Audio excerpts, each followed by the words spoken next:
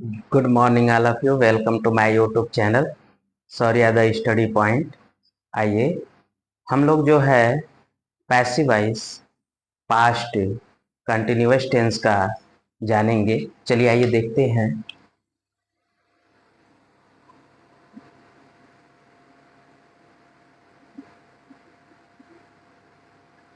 Passive voice of past continuous tense. ठीक, मतलब हमको पैसिव वॉइस किसका देखना, पास्ट कंटिन्यूअस टेंस का, या फिर हम लोग ये लिख देते। ठीक है, क्या चीज, change passive voice of past continuous tense. ठीक है, चलिए आइडेंटिटी पे हम लोग आते हैं।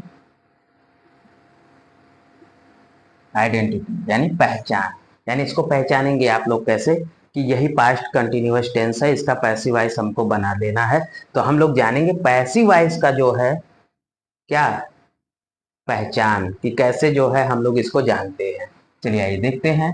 जैसे हमने लिखा जा रहा था, जा रही थी, जा रहे थे। ठीक है, जा रहा था, जा रही थी, जा रहे थे। अगर ये आ रहा है तो समझ जाइएगा ये पास्ट कंटिन्यूअस टेंस है। ठीक है, आइए रूल पे चलते हैं हम लोग। रूल किसका, आप जानते हो, जब पास्ट पास्ट कंटिन्यूअस टेंस का जो रूल होता है, सिंपल यानी एक्टिव वॉइस का जो रूल होता है, subject plus was verb plus verb की फर्स्ट फॉर्म में आईएनजी प्लस ऑब्जेक्ट, ये होता है। तो वही चीज अब इसको जब हम पैसिव वॉइस में लिखेंगे तो यहाँ पैसिव वॉइस का रूल लिखा जाएगा।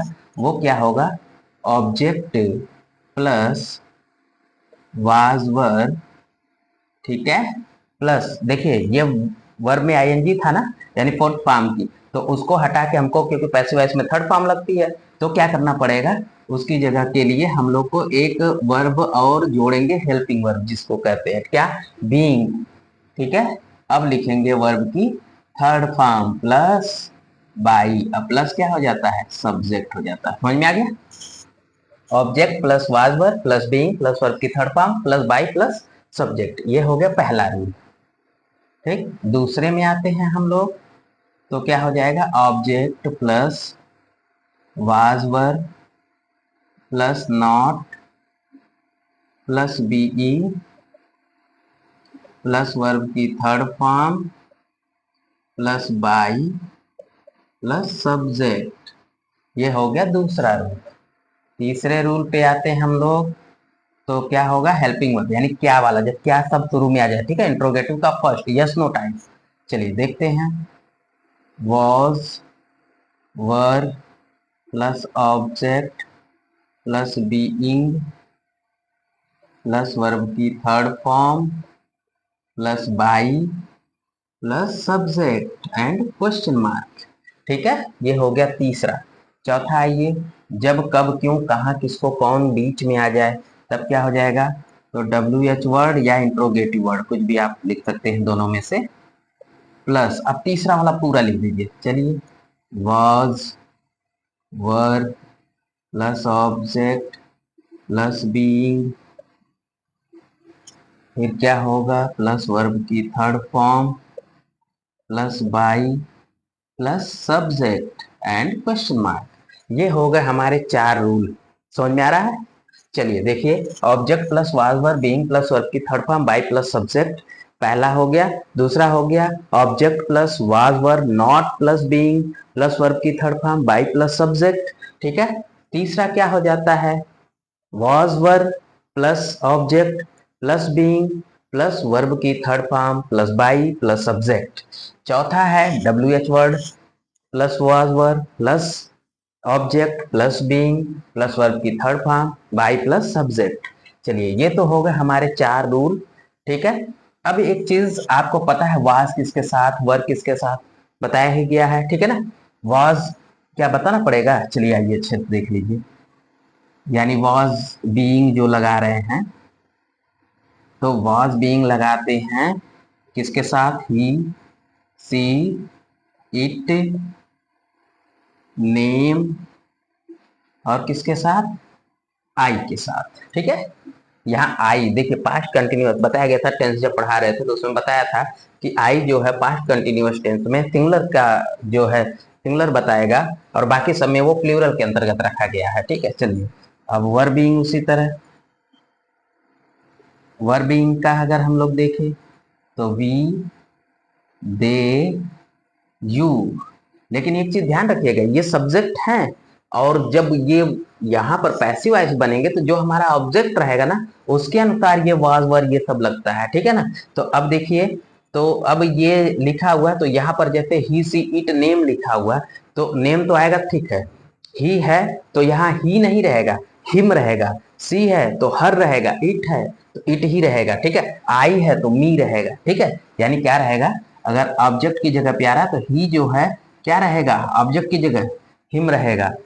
सी आ रहा है तो क्या रहेगा, हर रहेगा, ठीक है। इट आ रहा है तो इट का इट ही रहेगा। आई आ रहा है तो आई का क्या आ जाएगा, मी आ जाएगा, ठीक है। उसी तरह से वी है, वी है तो यहाँ क्या हो जाता है, अस हो जाता है, ठीक है। दे है तो दे का जो है क्या हो जाता है, देम हो जाता है और यू का यू ही रहता है, ठीक है। इतना चीज समझ में आ गया। ही का हिम, पी का हर, इट का इट, आई का मी, वी का अस, दे का देम, यू का यू, इन्हीं के अनुसार जो बदलाव होता है वो होता है, ठीक है। आइए हम लोग एक एग्जाम्पल देखते हैं, समझ में आ गया होगा इतना। चलिए एग्जाम्पल देखते हैं पहले, ठीक है। जैसे मैंने लिख दिया, आसान सा लेते हैं, किताब बच्चों द्वारा पढ़ी जा रही थी। किताब बच्चों द्वारा पढ़ी जा रही थी, देखिए जा रही थी आ गया कि नहीं, देखिए मिला लीजिए, जा रही थी तो इसका मतलब हो गया ये पास्ट कंटिन्यूअस टेंस है। अब आ जाइए तब देखते हैं, सबसे पहले ऑब्जेक्ट कौन है भाई, जो पहले लिखा हुआ है यहाँ पर, तो ऑब्जेक्ट यानी बुक, चाहे आप बुक लिखिए चाहे द बुक लिख दीजिए, ठीक है अभी के लिए नॉर्मली। फिर जब ए एंड द बताया जाएगा आर्टिकल, ठीक है, तब समझ में आ जाएगा कि हमको ए कहाँ लगाना होता है, एन कहाँ लगाना होता है, द कहाँ लगाना होता है, ठीक है। तो आइए अभी हम लोग नॉर्मली लगा रहे हैं, ठीक है। तो आपकी इच्छा है तो द लगा सकते हैं, अन्यथा कोई दिक्कत नहीं है। तो बुक, ठीक है। अब देखिए बुक एक हो गई, यहाँ पर किताब एक है, ठीक है ना। तो बुक के बाद क्या आ जाता है, वॉज बीइंग, फिर क्या है भाई, वास हो गया, बीइंग हो गया, वर्ब की थर्ड फॉर्म क्या की जा रही, पढ़ी जा रही है। तो देखिए रीड का तीनों फॉर्म एक ही होता है लेकिन बोलने का तरीका चेंज, रीड रेड रेड हो जाता है। तो रीड लिखा तो गया है रीड READ लेकिन पढ़ा जाएगा रेड। तो बुक वॉज बीइंग रेड, अब देखिए किसकी बारी है, बाय, किसके द्वारा पढ़ी जा रही, चिल्ड्रेन, हो गया। यानी book was being read by children. दूसरा अगर हम लोग बनाए, book was not being read by children, question. अब देखिए अगला है, was लगा दीजिए, book being read by children, question mark, ठीक है। चौथा बना लीजिए, why was book being read by children, समझ में आया कि नहीं आया। एंड इसमें देखिए छूटा है क्या, क्वेश्चन मार्क। चलिए तो किताब बच्चों द्वारा पढ़ी जा रही है, तो book was being read by children, किताब बच्चों द्वारा नहीं पढ़ी जा रही है, जा रही थी, तब क्या होगा, book was not being read by children. तीसरा है, क्या किताब बच्चों द्वारा पढ़ी जा रही थी, तो was being book being read by children. अगला है क्वेश्चन मार्क का, अगला जब आता है यानी इंट्रोगेटिव वर्ड का, तो why was book being read by children। आइए अब हम लोग जो है एक एग्जाम्पल लेते हैं, he was opening the door, ठीक है, मतलब क्या हुआ, वह दरवाजा खोल रहा था, वह दरवाजा खोल रहा था। चलिए देखते हैं वह दरवाजा खोल रहा था तो कैसे बनाना है भाई। चलिए, तो आपको क्या पता करना है इसमें, सब्जेक्ट ये हो गया, वर्ब हो गया, ऑब्जेक्ट हो गया, यानी एसवीओ हो गया। अब इसको कन्वर्ट कर दें हम लोग ओवीएस में। चलिए आइए, तो द डोर, अब क्या है भाई, वाज वर्ब, तो दरवाजा एक ही है, तो वाज, द डोर वाज। अब देखिए क्या लगा है, बीइंग, बीइंग वर्ब की थर्ड फॉर्म, तो वर्ब यही है ओपन, तो इसकी थर्ड फॉर्म क्या हो जाएगी, ओपेंड, है ना, ओपेंड। अब देखिए क्या है, बाय, किसके द्वारा खोला जा रहा है, देखिए ही, जैसे मैं अभी लिखा था ना, ही का हिम, पी का हर, तो वही चीज, ही का यहाँ पर क्या हो जाएगा, हिम हो जाएगा, बाई हिम। समझ में आ गया ना कैसे चेंज हो गया, सब्जेक्ट से ऑब्जेक्ट की जगह पे गया तो। ठीक, अब दूसरा बनाएंगे, the door was not being opened by him. तीसरा बनाइए, क्या वह दरवाजा खोल रहा था, तब चलिए, was the door, was the door being opened by him and question mark।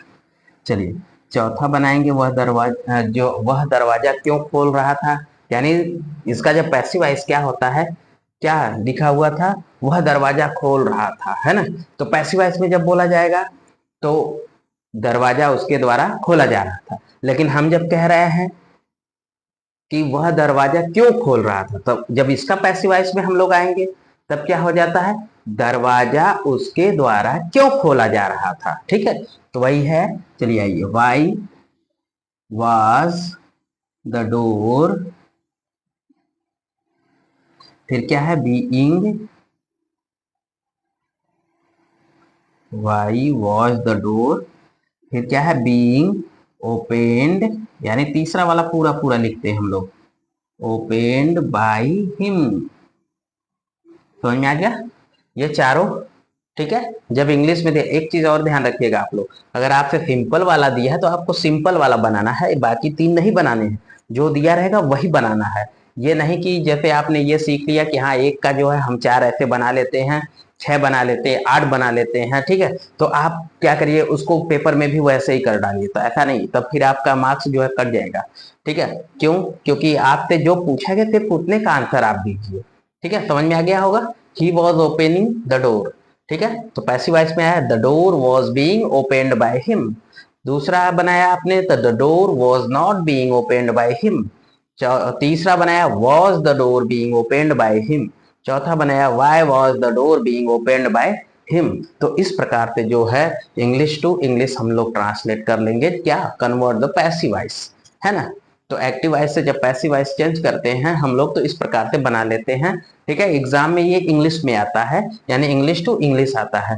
Hindi में इसलिए हिंदी में बता देता हूँ क्योंकि जब हम लोग पैराग्राफ बनाते हैं तो पैराग्राफ बनाने में जो है आपको सेंटेंस पैसिव वॉइस में भी आ सकते हैं, एक्टिव वॉइस में भी आ सकते हैं, नरेशन में भी आ सकते हैं, तो उस प्रकार से मॉडल ऑक्सिलरीज के भी कुछ आ सकते हैं।